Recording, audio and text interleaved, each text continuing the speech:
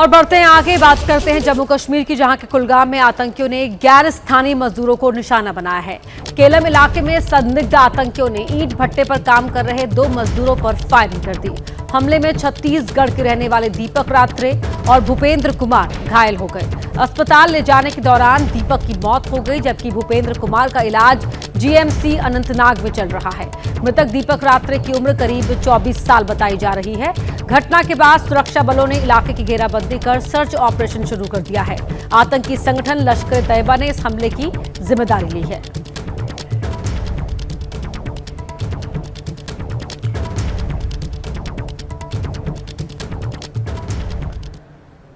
तो कुलगाम में हुए आतंकी हमले की बीजेपी के पूर्व प्रदेश अध्यक्ष रविंद्र रैना ने निंदा करते हुए इसे कायराना हरकत बताया। रविंद्र रैना ने कहा कि आतंकवाद के खिलाफ लड़ाई में सुरक्षा एजेंसियां पूरी मजबूती के साथ काम कर रही हैं। पाकिस्तानी आतंकवादियों ने एक बार फिर कश्मीर को लहूलुहान किया है।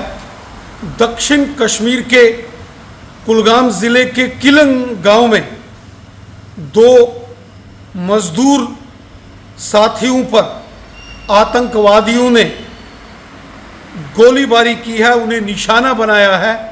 इन कायर और बुज़दिल पाकिस्तानी आतंकवादियों ने इस जघन्य अपराध की, इस महापाप की इन आतंकवादियों को और इनके समर्थकों को भारी कीमत चुकानी पड़ेगी।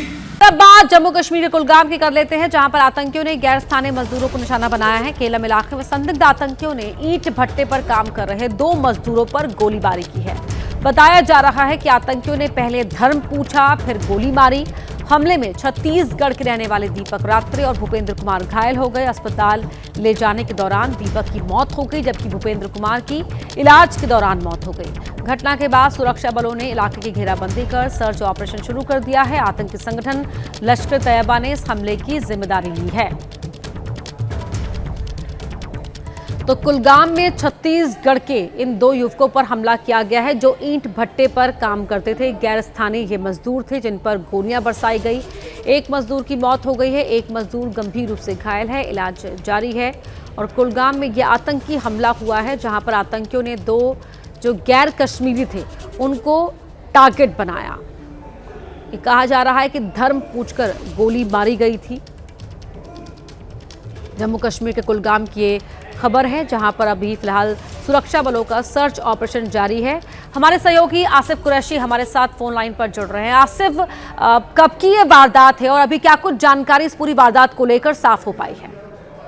देखिए, कल देर शाम 2 अज्ञात हमलावर एक ईंट भट्टे पर काम करने वाले मजदूरों के जो परिसर है वहां पे घुसे थे, जहां पे आवास था उनका। तो वहां पे पहुंच के जो चश्मदीद है उनका ये कहना है कि जो हमलावर थे 2 थे, उन्होंने नाम पूछा जो भी मजदूर यहाँ पे थे और तुरंत ही पिस्टल निकालकर दोनों के ऊपर नजदीक से फायरिंग कर दी। गोलियों की आवाज सुनते ही आसपास जितने भी मजदूर थे वो घटनास्थल की तरफ भागे और इसी अफरा तफरी में दोनों हमलावर भाग निकले, जिसके बाद तुरंत ही दोनों मजदूरों को यहाँ से अस्पताल शिफ्ट किया गया। लेकिन इनमें से एक की मृत्यु घटनास्थल पर ही हो गई थी, जबकि दूसरे मजदूर को पहले जीएमसी अनंतनाग अस्पताल ले जाया गया, जहां पे उसको स्टेबलाइज करने के बाद उसको श्रीनगर के सिकिम्स अस्पताल भेजा गया, जहां पे आज रात में उसकी मृत्यु हुई है। आधिकारिक बयान का अब इंतजार है, क्योंकि पुलिस का ये कहना है कि ये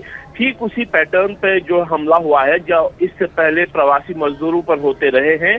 तकरीबन 4 साल पहले अगर देखें तो कई जगहों पर प्रवासी मजदूरों पर हमले हुए थे, अल्पसंख्यकों पर हमले हुए थे और उसी पैटर्न पे ये हमला हुआ है, जिसके बाद पूरे दक्षिण कश्मीर में, श्रीनगर में जो है सुरक्षा बढ़ा दी गई है। लेकिन जिस तरीके से एक बार फिर से नाम पूछने के बाद इन मजदूरों पर गोली चलाई गई, उससे कहीं ना कहीं उसी पैटर्न की जो यहाँ पे बांगी मिल रही है कि प्रवासी मजदूरों को नाम पूछने के बाद ही निशाना बनाया गया। जी।